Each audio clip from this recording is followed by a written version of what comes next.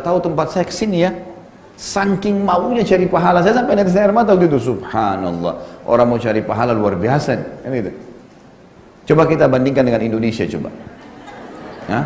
Ini yang ketawa-ketawa tahu diri ya.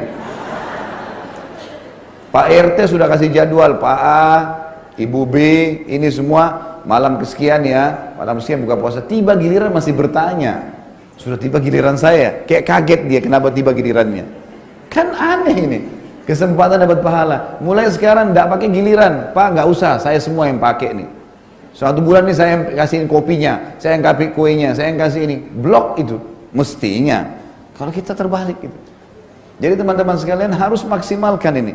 Dan kalau ada orang yang tidak bisa pun sama sekali, ya misal ada orang bilang, Ustadz saya nggak ada duit untuk beli air mineral 30.000 tadi. Contoh, biasanya orang susah buka puasa di mana? Di masjid, karena masjid kita sudah siapin kan? Baik, bisa nggak pada saat masuk masjid, ikut marbotnya bantu? Nyiapin saja, nyiapin air mineralnya, nata, taruh kurmahnya, nggak ada modalnya itu. Cuma modal naruh-naruh saja, dapat pahalanya sama. Gitu. Baik, kalau ada orang yang luar biasa nih, mau jadi raja dan ratu, nggak mau juga ngata-nata, maunya cuma dilayani, datang ke masjid, duduk, maunya sudah dihidangkan, masih bisa dapat pahala. Kalau tidak mau lagi ini betul-betul harus dicambuk.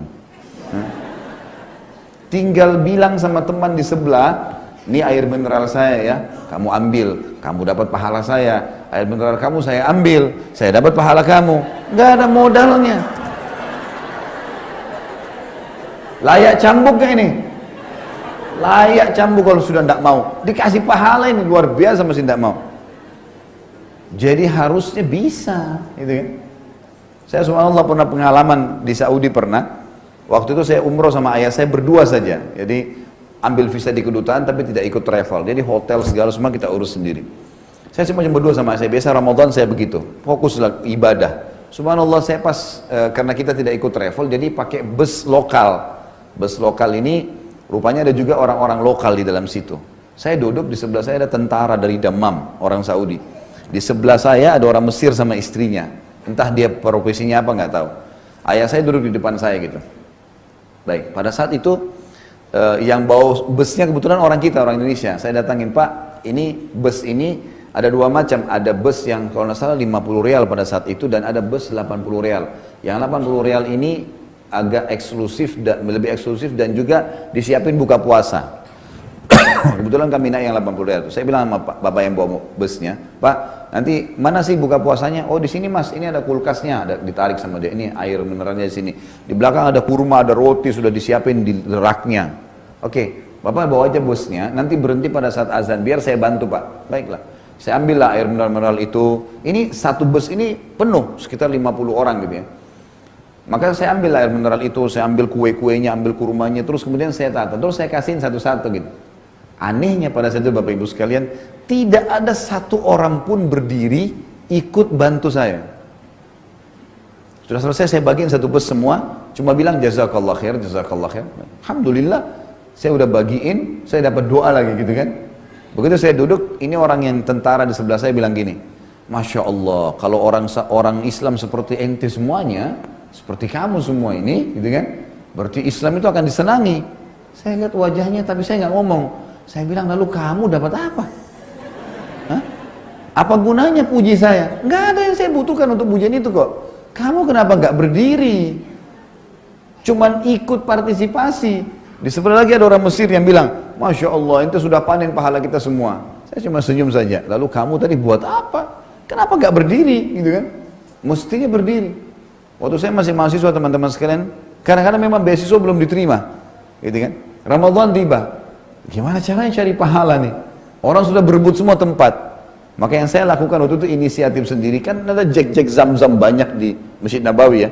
Saya duduk, kemudian saya ambil gelasnya, itu saya pencet-pencetin. Ada yang mau ambil air, saya kasih aja. Itu aja saya buat.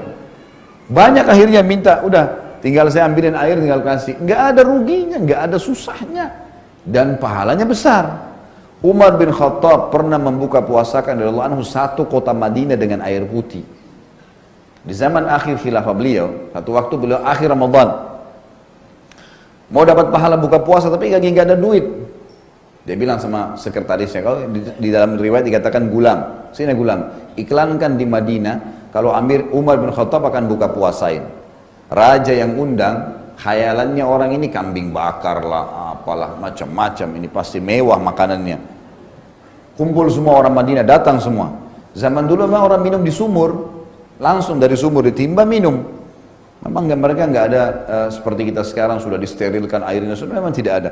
Dibagilah gelas-gelas, kemudian disuruh antri di sumur, mereka antri. Setiap kali habis ambil air, duduk di tempat yang sudah duduk tempat duduknya, lalu kemudian mereka bilang, mungkin sebentar keluar kurmanya, mungkin sebentar makanannya. Begitu azan, kata pembantunya Umar, Amir Mu'minin menyampaikan saatnya azan buka puasa lah. Dan setelah buka puasa, selesai buka puasa Amir Mu'minin. Akhirnya orang semua faham minum air, oh berarti Umar mau cari pahala gitu kan. Udah bubar semuanya. Tapi saran saya ini dilakukan kalau kepepet saja, ya. Jangan alasan Umar pernah buat, bapak ibu masih ada duit bisa beli makanan terus nggak mau. Karena Allah akan menilai sesuai dengan kadar juhud kita, upaya kita. Jelas ya?